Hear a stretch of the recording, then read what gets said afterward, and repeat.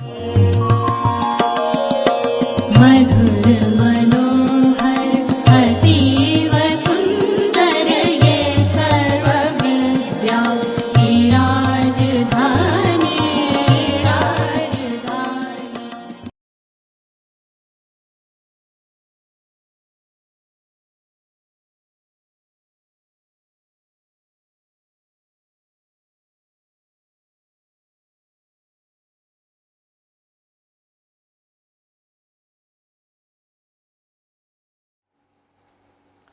Well, students, we are now going to start the 25th lecture in the series of mechanics of metal forming.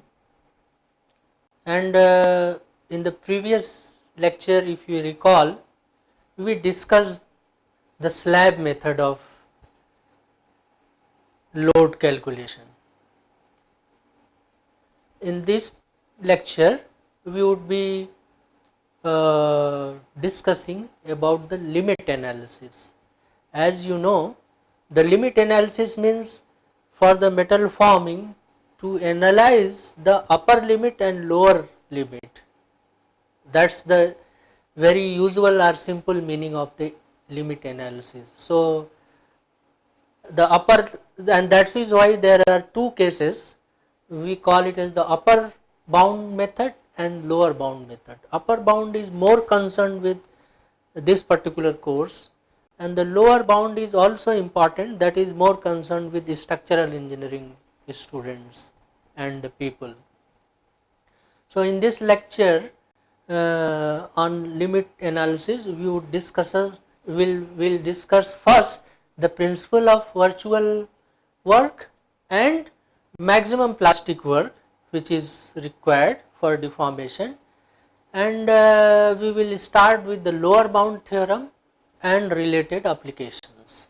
So, let us start. So, as a limit theorem, you know all that exact solution of metal working processes are obtained by first formulating them as a boundary value problems, which is that consists of equations of equilibrium and boundary conditions prescribed in terms of traction and support, that you know all. However, the number of unknowns in a boundary value problem, you know, exceeds the number of equations. Hence, the problem is statistically indeterminate, and you know, the statistically indeterminate problem becomes difficult. Additional equations are therefore required to make the problem to be solved or solvable from the constitutive relations. If you use now the constitutive equations, and then you can solve it, that relate stresses to strain, and from the relationship between the strains to displacement and gradients, etc. Yet very few of the metal working processes have been analyzed to obtain exact solution, primarily due to non-linear stress-strain behavior and or strain displacement relationships. So, the alternative in the absence of an exact solution is an estimate of the solution obtained with the help of extremium principles. So, the two boundary extremium principles are bounding techniques that follow from these principles is the upper bound technique that provides a higher estimate, and the lower bound technique yields a lower approximation for the load requirement. The upper bound are of particular interest, as I said, to manufacturing engineers, since the estimated value of load is one that will definitely cause plastic deformation. The value of load estimated is not a unique one, but it depends upon the pattern of deformation proposed, and the least value of the upper bound is the best value therefore. So, alternatively the target value of the lower bound is the best value. Mathematically, if you represent, so the mathematical representation of the above statement regarding lower and upper bound theorems require the understanding of principle of virtual work. Unless you understand what is principle of virtual work and as well the maximum plastic work, then only we can proceed and we can define these problems. So, let us see this figure number 1 where there is a plastically deforming body having volume V, and if you look at a surface onto this volume V, a small surface around the surface S, and a small surface is chosen which is of ds surface area. Let us look at this one. So, this plastically deforming, so let us see what is the principle of virtual work based on this figure 1. So, to this deforming solid body of volume V and surface capital S, and with a kinematically admissible displacement increment. If there is a kinematically admissible displacement increment, means when the velocity of the point moves in the deformation zone, it moves in a certain direction. It cannot move haphazardly in any other direction. So, the direction which is kinematically admissible, we call it is a kinematically admissible. We can then say the displacement. So, kinematically admissible displacement increment, that would be represented as delta ui star. So, star, if I write delta ui only, it is a increment, displacement increment, but when I put a star, that means it is a tensor form and it is kinematically admissible displacement increment. So, this can be seen here, and it has been represented for the small area ds. So, to this area the normal is Nj, and Fi are the forces that are working on this, and because of this force there is a displacement, and which is the kinematically admissible displacement increment, and that is represented as delta ui star. So, kinematically admissibility requires that the displacement boundary conditions on the surface and the plastic incompressibility, that means plastic incompressibility means d epsilon ii is equal to 0 in the tensor form. So, it must be satisfied. So, these two conditions must always be satisfying, and only then we can say that the field is kinematically admissible and related displacement is kinematically admissible field, because it has to satisfy the plastic incompressibility condition. For this displacement field, the incremental work therefore, that is delta W star, associated with the surface traction, body and inertia forces, if it is there, one can write down in this equation number 1. So, that means delta W star would be equal to the two summation. First summation, that is the surface traction forces, that is Fi. So, it becomes over the surface Fi delta ui star and ds, plus second which is over the whole volume where the gravity and mass is concerned. So that becomes the integral over the volume Gi minus rho Ai and multiplied by uh, delta Ui star dV. So Ui Fi, you know, it's a surface traction associated with the stress field, that is sigma ij, and this rho is the mass density of the material, and Gi and Ais are the gravitational and inertia forces respectively. So keeping this in mind, and if we Nj is are the components of the unit vector which is directed along the outside normal of the surface, which is shown here in figure 1. So the condition of equilibrium would be what? The condition of equilibrium can be written as, that is, Fi is equal to sigma ij multiplied by Nj, and that is what has been shown in equation 2. And therefore if you see the part of the 2 integral as shown in equation 1, so the surface integral can be written, that is the integral over surface Fi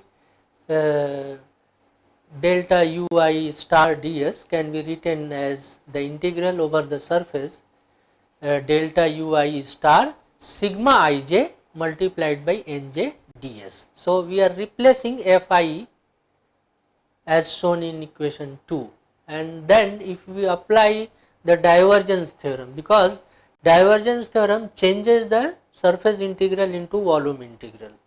So if we apply the divergence theorem, the equation number 3 is converted into equation number 4, and that is converted into as if the according to equation number 4. So it comes out, and for converting the surface integral, so it comes out into the equation number 5, that this surface integral, that is delta Ui star sigma ij Nj ds, becomes equal to the summation of two volume integral, that is over the volume delta Ui star deva sigma ij divided by deva xj dv plus over the volume sigma ij multiplied by deva delta Ui star divided by deva xj multiplied by dv, and this is what has been shown in equation 5 after changing from the surface integral to the volume integral. And if we take the symmetry of the tensor, so one can say that sigma ij multiplied by deva delta Ui star by deva xj is equal to sigma ji deva delta Ui star divided by deva xj, and that is nothing but equal to sigma ij multiplied by deva delta uj star divided by deva xi, and that has been shown in equation 6. And therefore one can say that the sigma ij multiplied by deva delta Ui star divided by deva xj is equal to 1 by 2 sigma ij multiplied by within this bracket, large bracket, 2 summation as deva sigma Ui star divided by deva xj plus deva delta uj star divided by deva xi, and that becomes equal to sigma ij delta epsilon ij star, and that is shown in equation 7. And as you know, the strain increment tensor is deva delta delta the strain increment tensor is delta epsilon ij star, and it is given as shown in equation 8, that is half of sigma ij multiplied by summation of the two. That means first is deva delta ui star divided by deva xj plus deva uj star divided by deva xi, and that's what has been shown in equation 8. So here the strain increment field, that is delta epsilon ij star, corresponds to the kinematically admissible displacement field delta ui star. So delta epsilon ij star is derived from delta ui star, that is the displacement, kinematically admissible displacement. So if you use equation number 3, equation number 5 and 7 consequently, one can write down that over the surface integral fi delta ui star ds will be equal to the two integral volume integral as integral over the volume v and delta ui star multiplied by deva sigma ij divided by deva xj multiplied by dv plus over the volume integral sigma ij multiplied by delta epsilon ij star d capital V over that's. So this is shown in equation 9, and the incremental work therefore, that is delta w star, will become the summation of all those. So the delta w star becomes summation of the first term, that is shown in equation number 9, plus over the volume gi delta ui star dv and minus over the volume, that is the rho ai and delta ui star dv, that is the gravitational part and the inertia part, or it can then further be written as shown in equation 10. That means the delta wi star becomes over the volume. So we can take out the same term, that is delta ui star multiplied dv as out, and then in bracket it becomes three terms as deva sigma ij by deva xj plus gi minus rho ai, and then the second term is over the volume sigma ij and delta epsilon ij star dv. This has been shown in equation 10. So the stress equilibrium equation for the deforming solid is already shown, if you remember, in figure 1. So that corresponds to what has been given here in equation 11. So that means over the surface fi ds plus over the volume gi dv minus over the volume rho ai dv is equal to 0. So if you use equation number 2 and equation number 4, so you get the over the volume fi ds is equal to over the surface over the surface sigma ij nj ds, and that would be equal to the volume integral. So over the volume deva sigma ij by sigma xj dv, and that is shown here in 12. So that means the volume integral this plus the volume integral gravity minus the inertia integral, these summation is equal to 0, or one can then simply say that over the volume deva sigma ij divided by del y xj plus gi minus rho ai multiplied by dv, this is equal to 0. So for an infinitesimal volume, this equation will reduce to what? It will reduce to the value, that is del y sigma ij divided by del y xj plus gi minus rho ai is equal to 0, and this has been shown here in equation 14.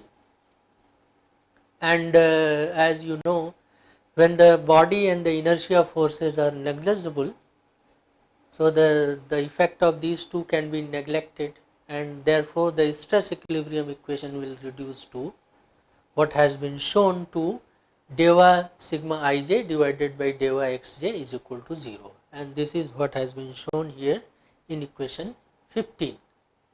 So if you substitute equation 13 which has been derived in equation 10, one can get the incremental virtual work corresponding to kinematically admissible displacement, and that is nothing but delta w star is equal to over the surface fi delta ui star ds, and that is nothing but equal to over the volume sigma ij and delta epsilon ij star dv. That is the very simplified equation.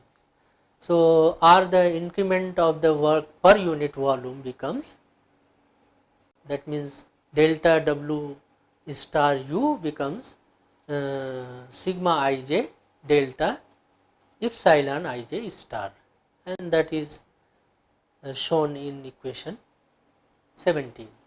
So when delta ui star is equal to the actual displacement mode for the plastically deforming body, the actual work done per unit volume can be written, and that would be equal to delta w u, and that is simply equal to sigma ij multiplied by delta epsilon ij, and this is what has been shown in 18, where delta epsilon ij corresponds to delta ui.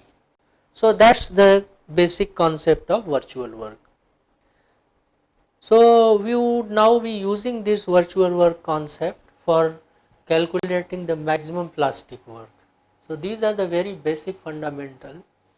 So if you look into the principle of maximum plastic work, so let us start with considering figure number 2 here. So let sigma ij be the set of stresses satisfying the yield criteria and the equation of equilibrium. That means what should be the condition under this?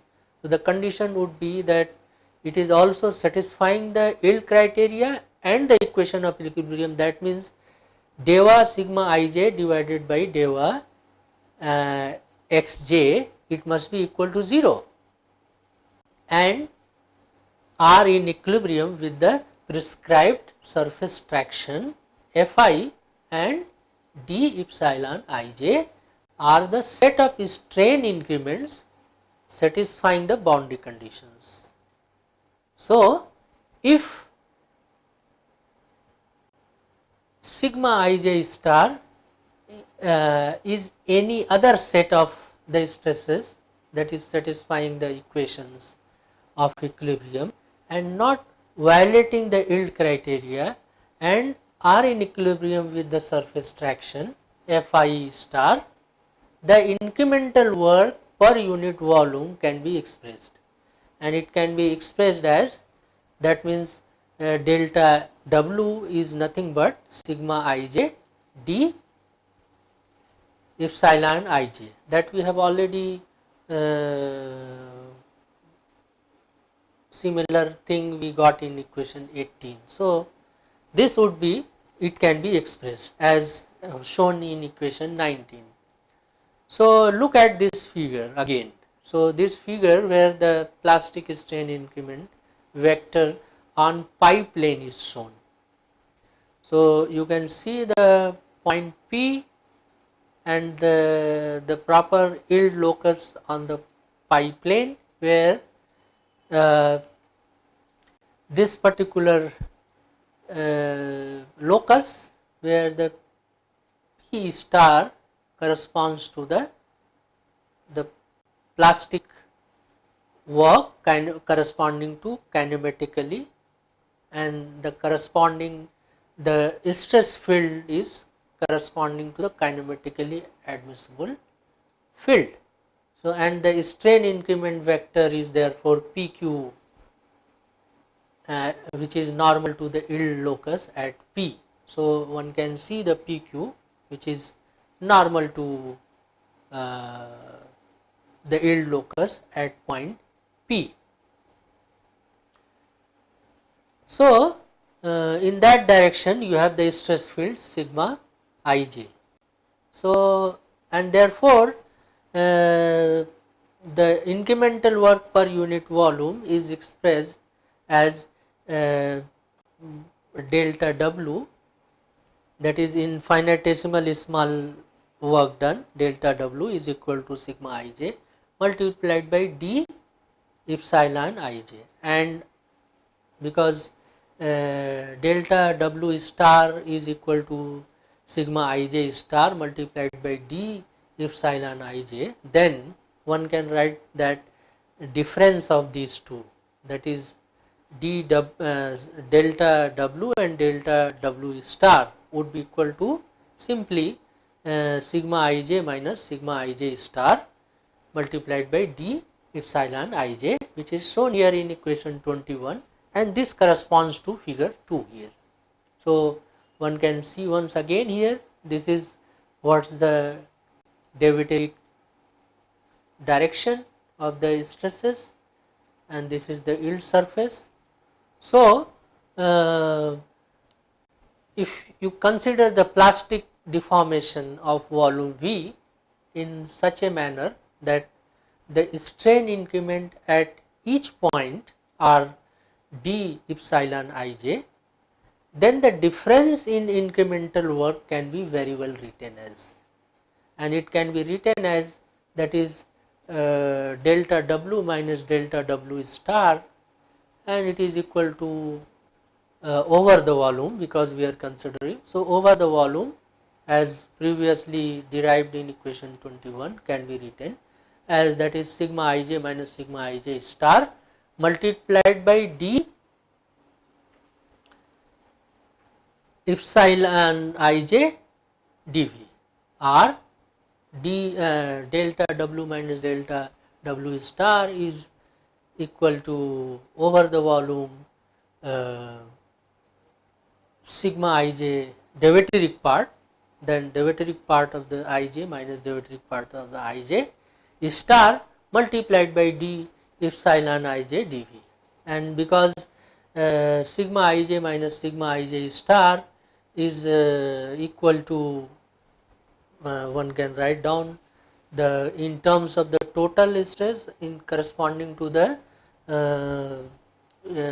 hydrostatic and deviatoric part. So, the left hand side, which is sigma ij minus sigma ij star, can be related accordingly, because it is the summation of deviatoric part ij plus 1 by 3 sigma kk and delta ij, that is the chronicle delta, and minus similarly. So, we get the same thing here as.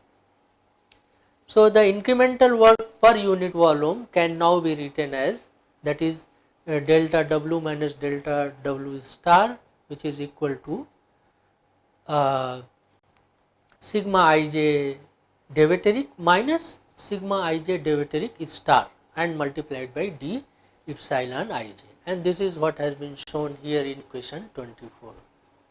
So, on any element, the vector that representing sigma ij and sigma ij star lie on the yield surface. So, and while the d epsilon ij is parallel to the outside normal to the yield surface, which is convex relative to the origin, and this what has been shown in figure number 2, and therefore one can simply write that sigma ij prime minus sigma ij prime star multiplied by d epsilon ij is greater than or equal to 0, and this is shown in equation 25. This inequality, that means sigma ij is prime minus sigma ij prime star multiplied by d epsilon ij, which is greater than or equal to 0, states the principle of maximum plastic work and indicates that the work done by the prescribed surface traction, that is Fi, in the given displacement is equal to or greater than the work done by any other surface traction Fi star for the same prescribed displacement. So this is what it builds the basic concept of maximum plastic work. So we would be using this principle, that is the two principle, the principle of virtual work and principle of maximum plastic work for subsequent applications. So now we have two cases. We would be using these concepts for lower bound theorem to propose and another as the upper bound theorem. So let us start with the lower bound theorem. Lower bound theorem is not very much related to plastic deformation because it is evaluated within up to elastic limit only.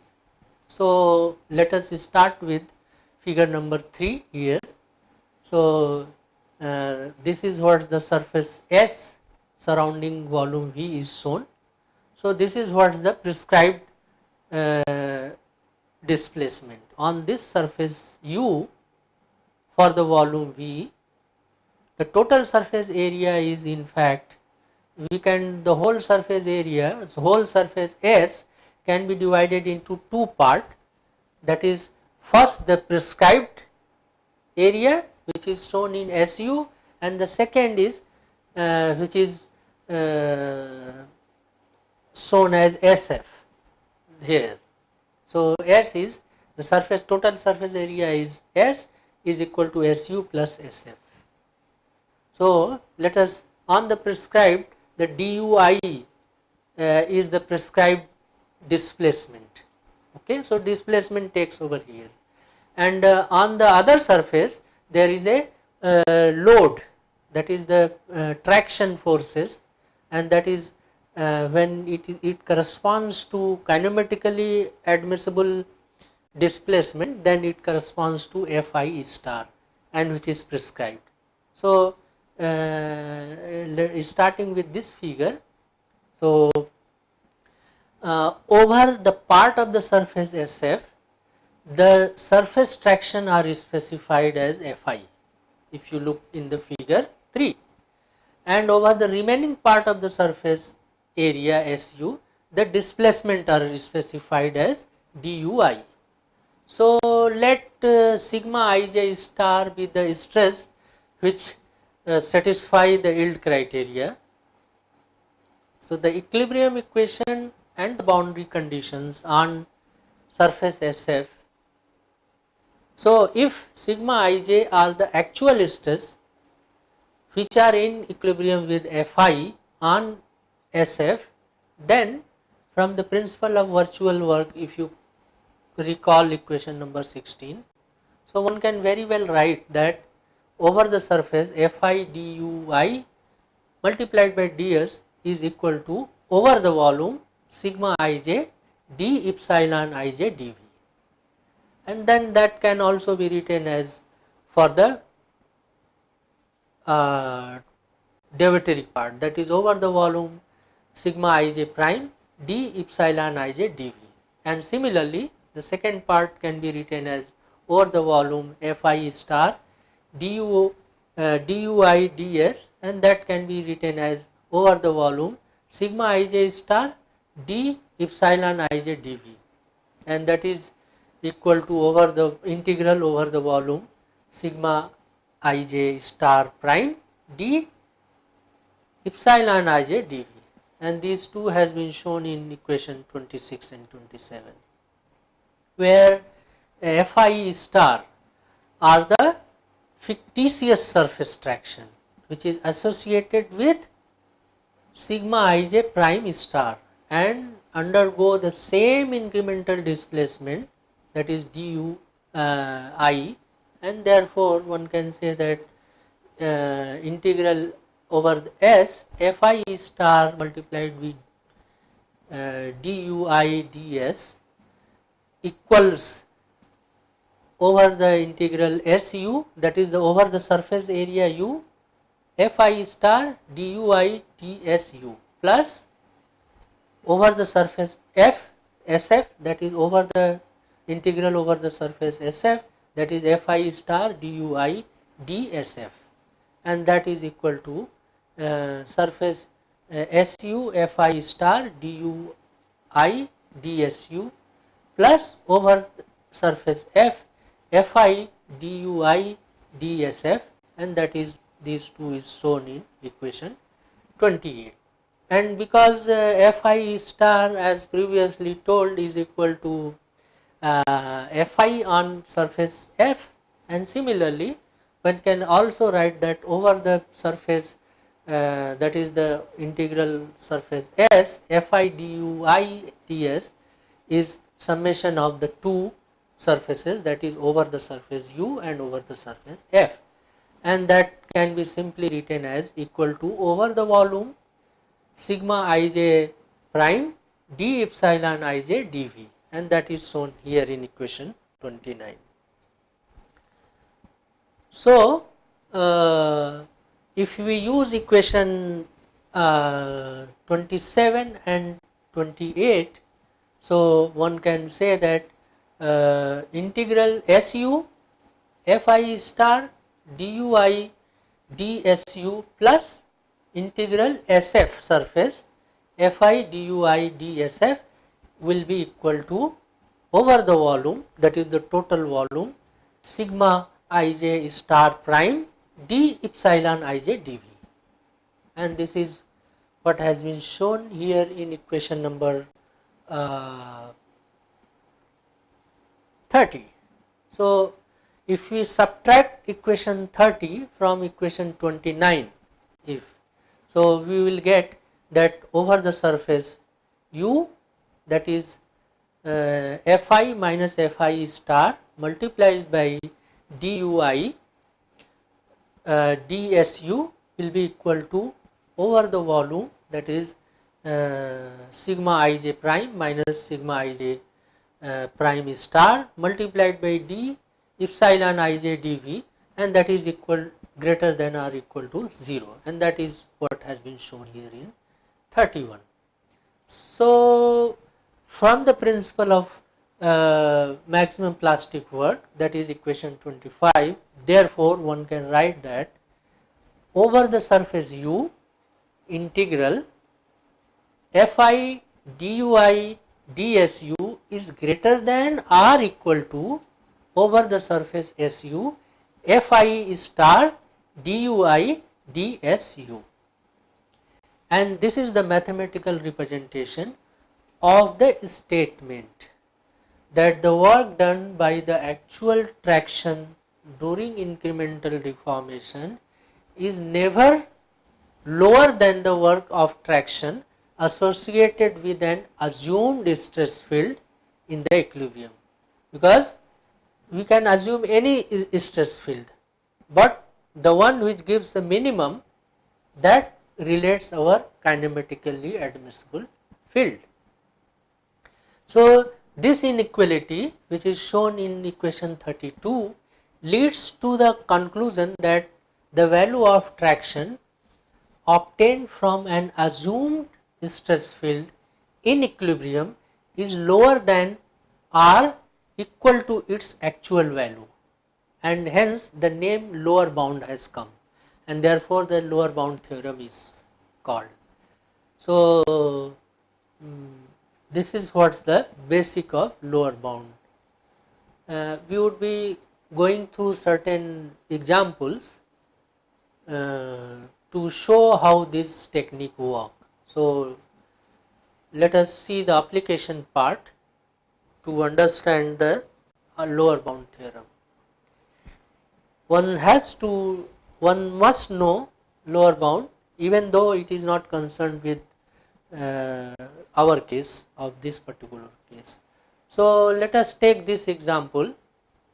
See, figure 4 is and concentrate on figure 4. So the most manufacturing processes, if you know, it involved non-homogeneous stress field. So the application of the lower bound technique in such cases involve the following sequence, like the work is divided in one or several segments and an appropriate stress field is chosen in each of them, and a constant stress field at R below the yield stress is then the simplest one which satisfy the equation of equilibrium. The chosen stress field there must however satisfy the prescribed traction boundary condition, and its normal and shear components on the common boundary between two segments must be continuous. So discontinuity or jump in the other stress component is allowed at the common boundary. The process of choosing the stress field stops when the state of stress in each segment has been prescribed. So the chosen stress state in the segment which contains surface SF yields the value of traction based on the assumed field. The shape of the segment are changed and its number is increased for a better estimate of the traction Fi.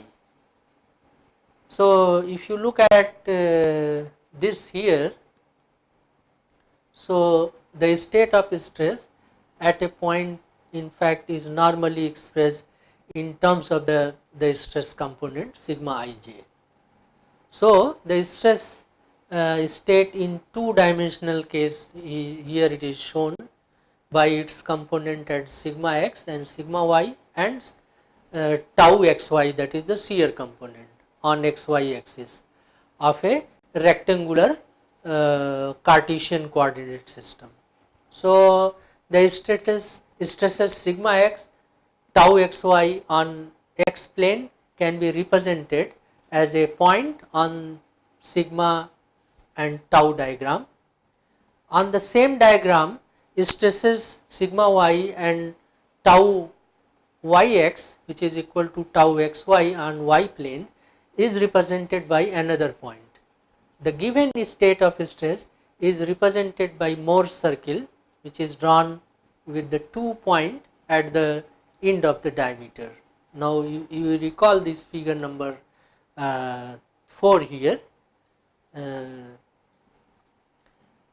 So each point on the circle represent a plane, and the sigma tau components of the point, that is the stress and shear part and normal stress and shear stress part of the point, are the normal and shear stresses on the plane which is shown. So the procedure to draw the Moore circle is important. So for drawing the Moore circle for stress at a point is like here. Suppose that the stress sigma and shear stress tau and correspondingly sigma, that is the deviatoric part, the sigma prime and tau prime on plane AB and AB prime at point A are given, say. So these stresses are represented by point B and B dash, which is shown here in figure on sigma tau plane. So for example, if you take the point B dash is locked, if you consider the B dash, and if we start at a distance sigma prime along that is sigma axis, and a distance tau prime along tau axis. Suppose that the perpendicular bisector of the line joining B and B prime cuts the shear stress, that is the sigma axis, at point C. So point C is the center and the length is CB. R, it can be CB dash as well, is the radius of the Mohr circle for the stress at point A. So stress component on another plane, say we take it as A double prime, AB double prime, is obtained by first locating the corresponding point B double prime on the Mohr circle. In order to locate this point, one can draw a line through B which is parallel to the plane AB, and it cuts the circle at point B, at point P, which is known as the pole of, and from this pole point P, draw a line which is parallel to AB double prime to cut the circle at point B double prime. So the coordinate of the B double prime in sigma tau plane yields the value of the normal and shear stresses on the plane A B double prime. Note that triangle BCB dash is 2 times the angle between planes AB and AB dash, and angle BCB double dash double prime is 2 times the angle between the planes AB and AB double prime. The technique of how to use the Mohr circle is in a lower bound estimate is illustrated here. Now you see this example. So let us take this example where indentation of a semi-infinite body is taken. So look at this figure number 5. So the indentation of a semi-infinite body is taken to illustrate this lower bound and how we draw the stress Mohr circle. So consider this particular indentation of a semi-infinite body under load of intensity P, which is applied on part A2, A1. So look at this figure. So this is what is the part, the surface which has A1, A2. This is on the right side, it is A1, it is on the left side, it is A2, and it is applied with the load intensity P. And the boundary is in fact A to A. So boundary is your A to A. So A is to the extreme point of the right side. So a simple lower bound estimate follows by dividing the body into segment 1 and 2. So segment 1 to the right of the vertical section A1 B1 through A1 is assumed to be stress free, and segment 2 to the left of A1 B1 is under a constant stress field, that is sigma 2 which is equal to minus P. Well, so this assumption is consistent with the equation of equilibrium and the traction boundary condition. So it also admits a jump in the stress field across A1 B1 if you look at. So the boundary demarcating the two segment 1 and 2, the normal stress sigma x and the shear stress tau xy are both 0 on the line of discontinuity in order to satisfy the condition. So we would proceed further. So then if you look here, we would, okay, we will proceed further because the time is going ahead. We will continue this problem, the indentation of the semi infinite, in the next lecture.